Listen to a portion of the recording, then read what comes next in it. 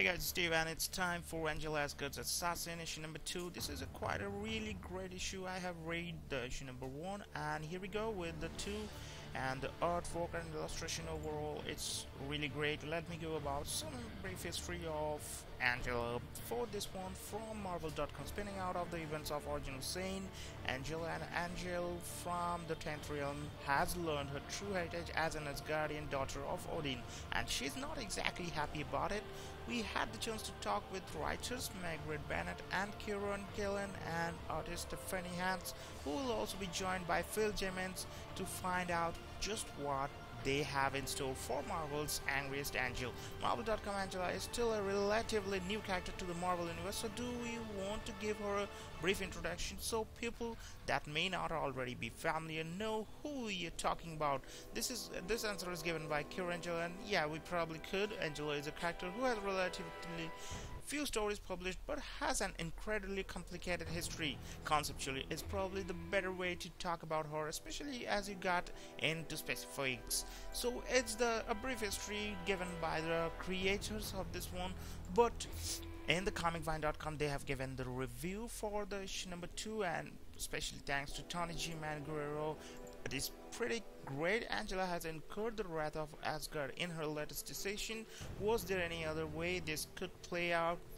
The few good things about this one: Angela is becoming a more and more complex and interesting character in the Marvel universe. While I did read the series in which she debuted years ago, I can barely recall any real depth or character given to her. Now that it's been revealed what her true heritage is, and with her own series, Kieran Gillen and Margaret Bennett are exploring the possibilities of who she is and what she is really about. The first issue showed Angela on the run. It turns out she took something from Asgard that could only lead to a massive pursuit.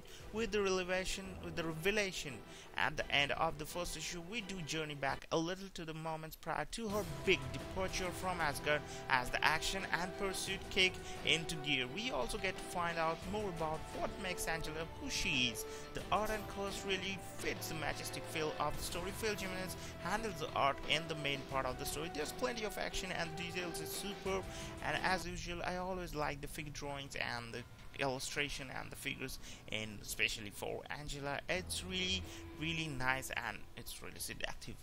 That Romulo Fajardo's colors sets the perfect tone for the art and situation. Stephanie Hans' art for the real flashback scenes has a cool feel to it as well. Normally I get bothered by different artists in the same book, but the destination between current events and the past is totally clear.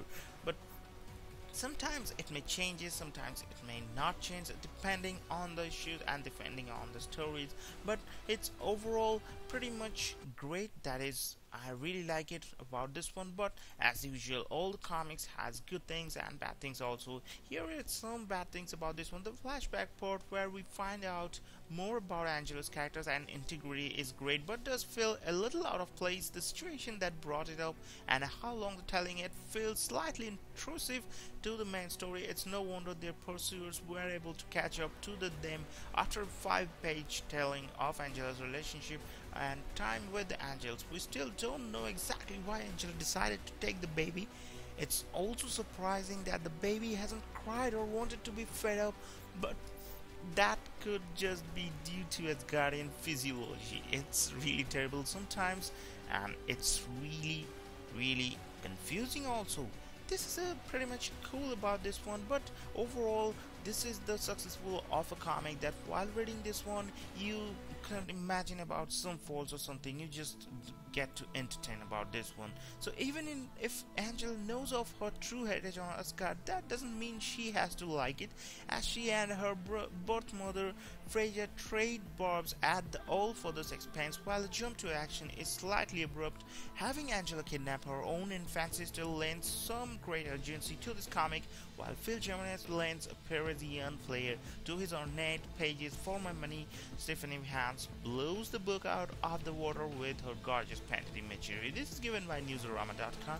But here we go back to the verdict from comicvine.com, they have given Angela Asgard's Assassin is shaping up to be a book full of action and characterization.